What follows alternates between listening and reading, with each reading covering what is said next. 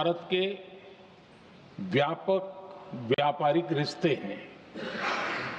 जिस क्षेत्र में युद्ध हो रहा है वो दुनिया के दूसरे देशों के साथ हमारे व्यापार का भी एक महत्वपूर्ण रास्ता है। विशेष रूप से कच्चे तेल और गैस की हमारी जरूरतों का एक बड़ा हिस्सा यही क्षेत्र पूरा करता है। हमारे लिए ये रीजन एक और कारण से भी अहम है। लगभग 1 करोड़ भारतीय खाड़ी देशों में रहते हैं और वहां काम करते हैं। वहां समंदर में जो कमर्शियल शिप चलते हैं उनमें भारतीय क्रू मेंबर्स की संख्या भी बहुत अधिक है। ऐसे अलग अलग कारणों के चलते भारत की चिंताएं स्वाभाविक रूप से अधिक है। इसलिए ये आवश्यक है कि भारत की संसद से इस संकट को लेकर एक मत और एकजुट आवाज दुनिया में जाए।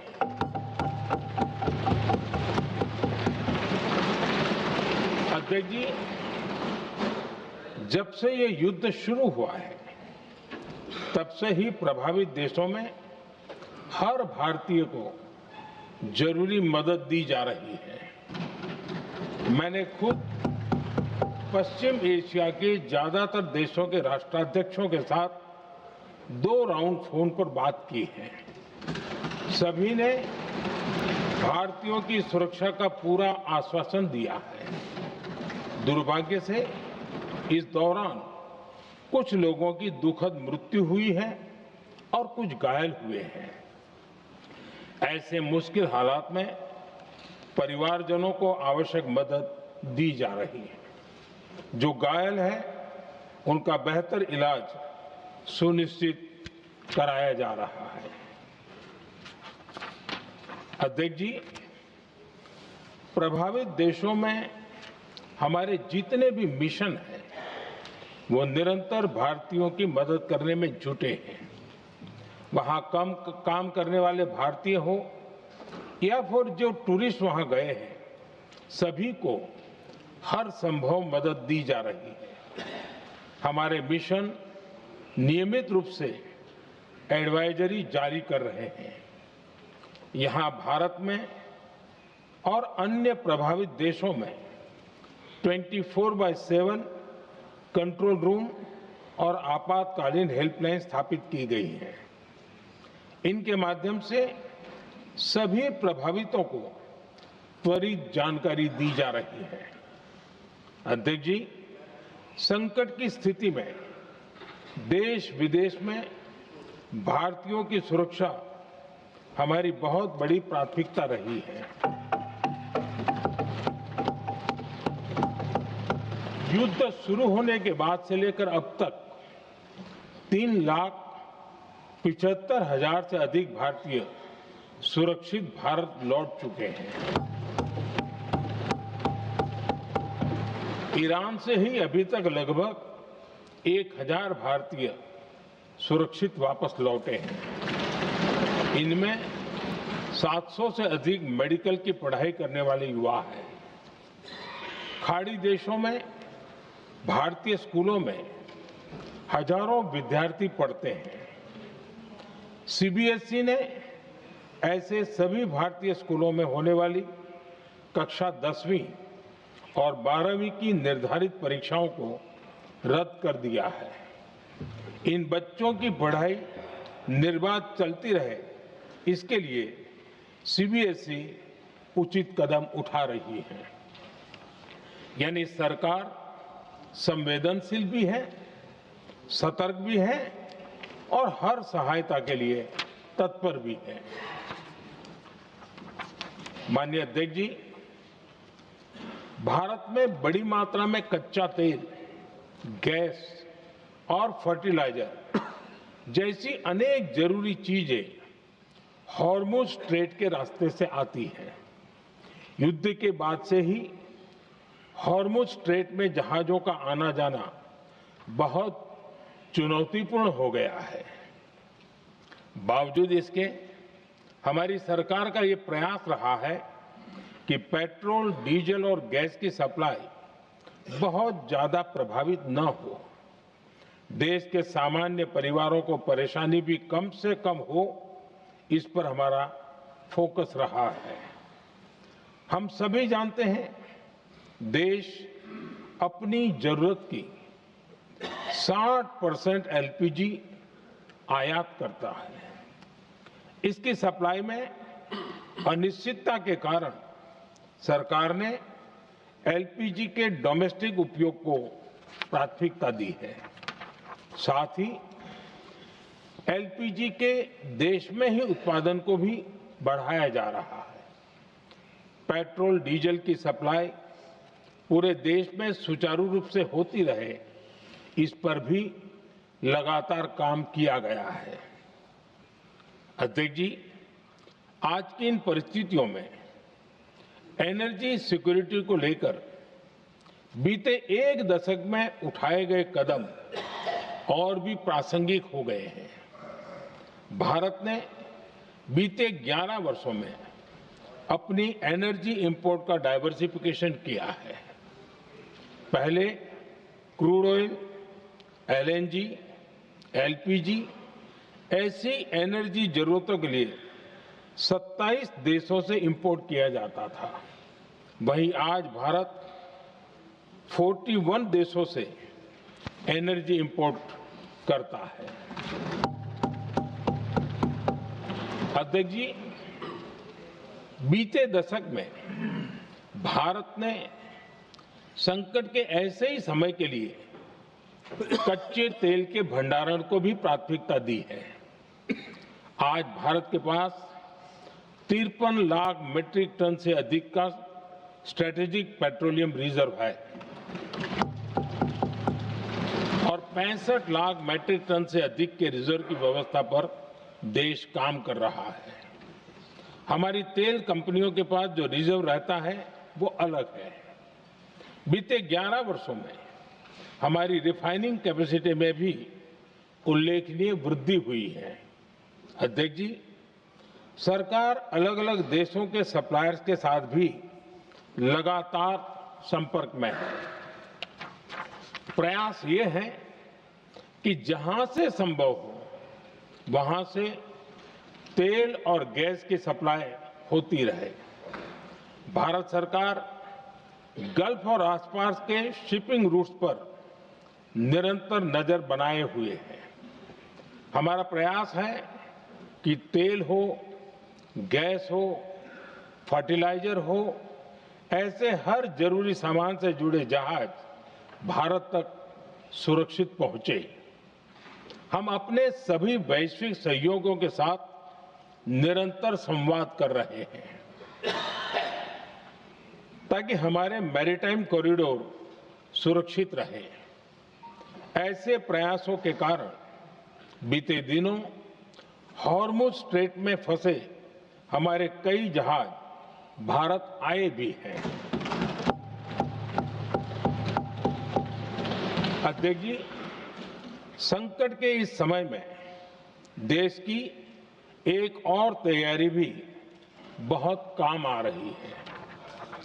पिछले 10-11 साल में इथेनॉल के उत्पादन और उसकी ब्लेंडिंग पर अभूतपूर्व काम हुआ है।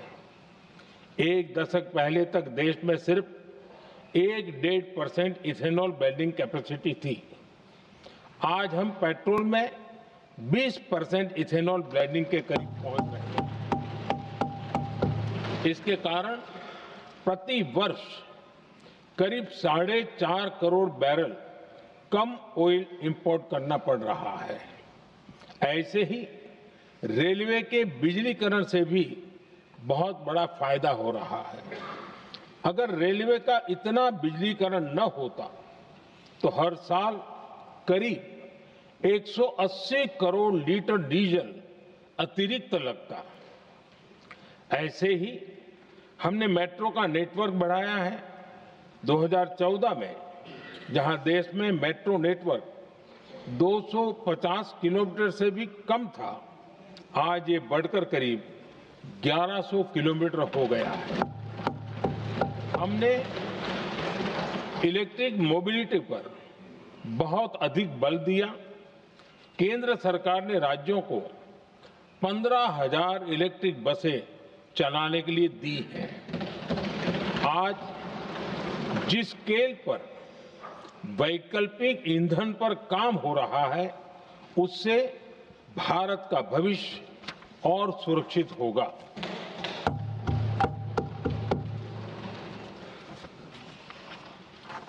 आदरणीय अध्यक्ष जी, हम जानते हैं कि एनर्जी आज इकोनॉमी की रीढ़ है और ग्लोबल एनर्जी नीड्स को पूरा करने वाला एक बड़ा सोर्स वेस्ट एशिया है। स्वाभाविक है कि दुनिया भर की अर्थव्यवस्था वर्तमान संकट से प्रभावित हो रही है और भारत पर इसका कम से कम दुष्प्रभाव हो, इसके लिए निरंतर प्रयास किए जा रहे हैं। सरकार इसके शॉर्ट टर्म, मीडियम टर्म और लॉन्ग टर्म ऐसे हर असर के लिए एक रणनीति के साथ काम कर रही है। आज भारत की इकोनॉमी के फंडामेंटल्स मजबूत है, इससे भी देश को बहुत मदद मिली है। हम हर सेक्टर के स्टेक होल्डर्स के साथ चर्चा कर रहे हैं। जहां भी जरूरत है, उस सेक्टर को आवश्यक सपोर्ट दिया जा रहा है। भारत सरकार ने एक इंटर मिनिस्ट्रियल ग्रुप भी बनाया है। ये ग्रुप हर रोज मिलता है और हमारे इंपोर्ट एक्सपोर्ट में आने वाली हर दिक्कत का आकलन करता है और ये ग्रुप आवश्यक समाधान पर भी निरंतर काम करता है। मुझे पूरा भरोसा है कि सरकार और इंडस्ट्री के साझा प्रयासों से हम परिस्थितियों का बेहतर सामना कर पाएंगे। माननीय अध्यक्ष जी, एक बड़ा सवाल ये है कि युद्ध का खेती पर क्या प्रभाव होगा। देश के किसानों ने हमारे अन्न के भंडार भर रखे हैं, इसलिए भारत के पास पर्याप्त खाद्यान्न है। हमारा ये भी प्रयास है कि खरीफ सीजन की ठीक से बुआई हो सके। सरकार ने बीते सालों में आपात स्थिति से निपटने के लिए खाद की पर्याप्त व्यवस्था भी की है। अतीत में भी हमारी सरकार ने दुनिया के संकटों का बोझ किसानों पर नहीं पड़ने दिया था। कोरोना और उस समय के युद्धों के दौरान उस समय भी ग्लोबल सप्लाई चेन में डिस्ट्रप्शन आ गई थी। दुनिया के बाजार में यूरिया की एक बोरी 3,000 रुपये तक पहुंच गई, लेकिन भारत के किसानों को वही बोरी 300 रुपये से भी कम कीमत में उपलब्ध कराई गई। अध्यक्ष जी, देश के किसानों को इस प्रकार के संकटों से बचाने के लिए भी बीते वर्षों में अनेक कदम उठाए गए हैं।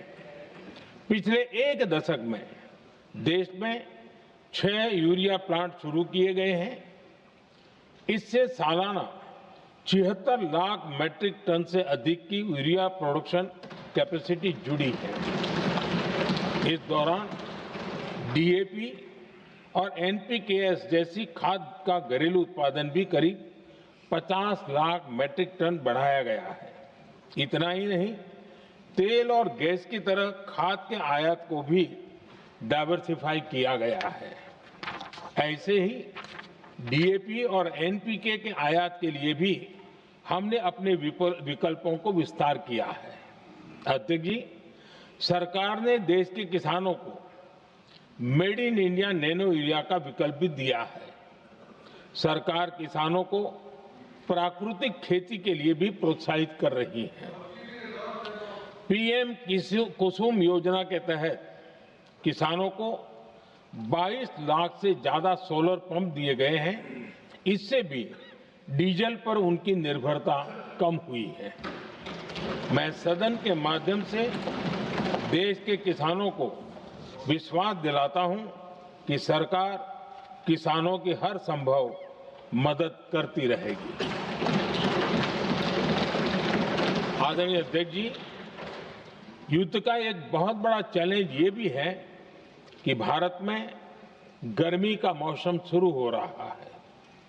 आने वाले समय में बढ़ती गर्मी के साथ बिजली की डिमांड बढ़ती जाएगी। फिलहाल देश के सभी पावर प्लांट्स के पर्याप्त कोल स्टॉक्स उपलब्ध है। भारत ने लगातार दूसरे साल 100 करोड़ टन कोयला उत्पादन करने का रिकॉर्ड बनाया है।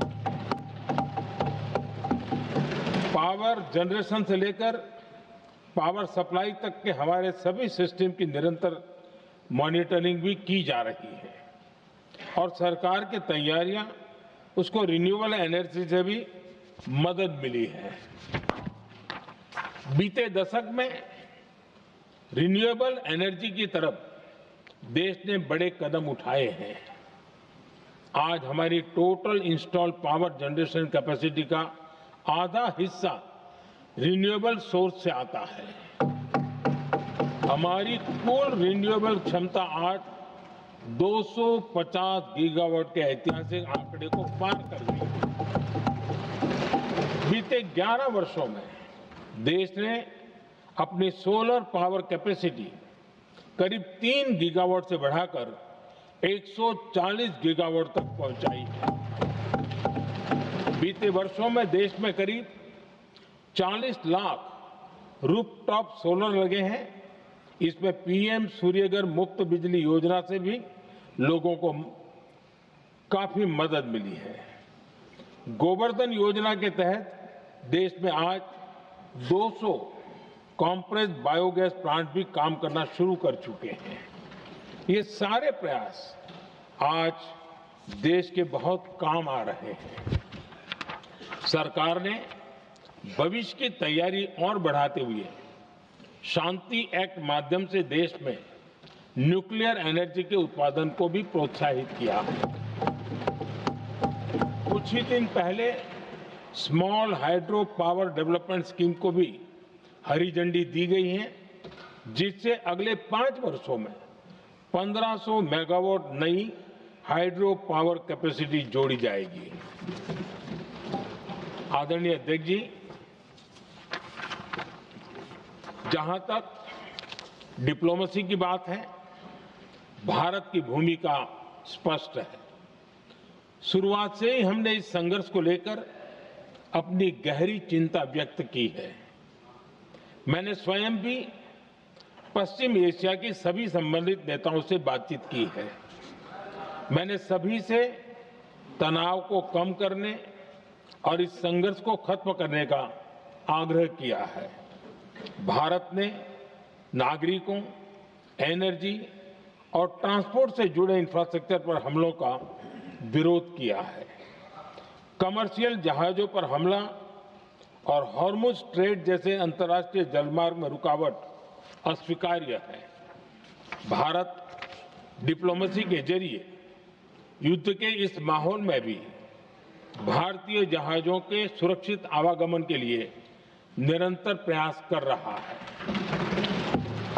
अध्यक्ष महोदय, भारत हमेशा से ही मानवता के हित में और शांति के पक्ष में अपनी आवाज उठाता रहा है।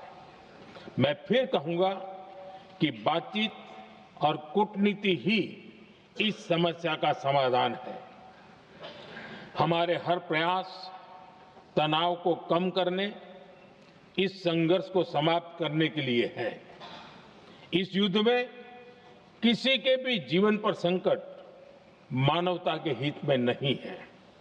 इसलिए भारत का प्रयास सभी पक्षों को जल्द से जल्द शांतिपूर्ण समाधान के लिए प्रोत्साहित करने का है।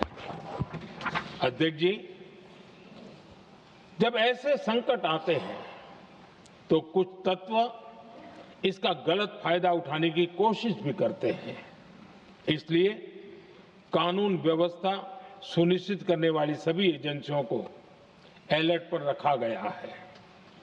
कोस्टल सिक्योरिटी हो, बॉर्डर सिक्योरिटी हो, साइबर सिक्योरिटी हो, स्ट्रेटेजिक इंस्टॉलेशंस हो, सबकी सुरक्षा को और मजबूत किया जा रहा है। अध्यक्ष जी, इस युद्ध के कारण दुनिया में जो कठिन हालात बने हैं, उनका प्रभाव लंबे समय तक बने रहने की आशंका है। इसलिए हमें तैयार रहना होगा, हमें एकजुट रहना होगा।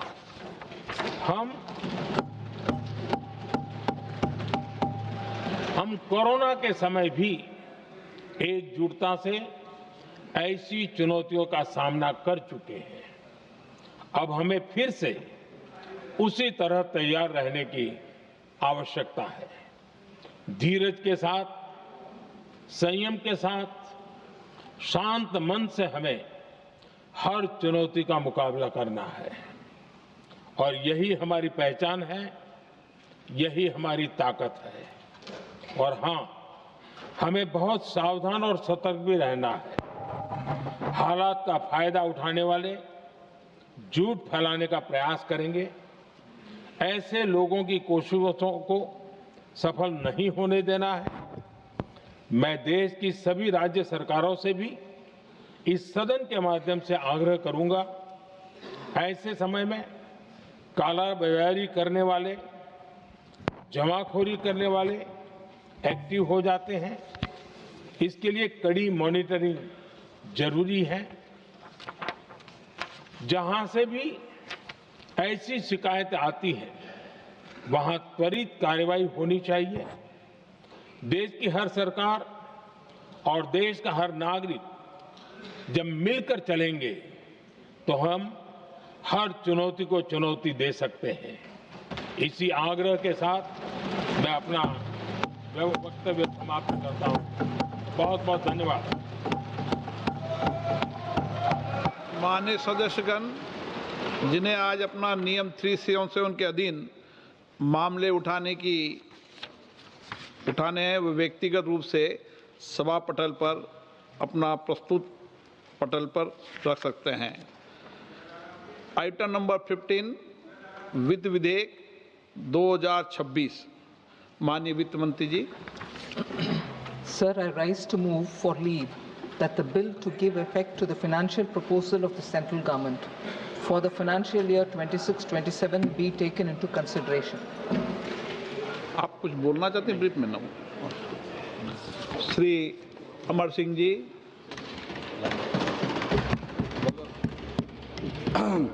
धन्यवाद स्पीकर।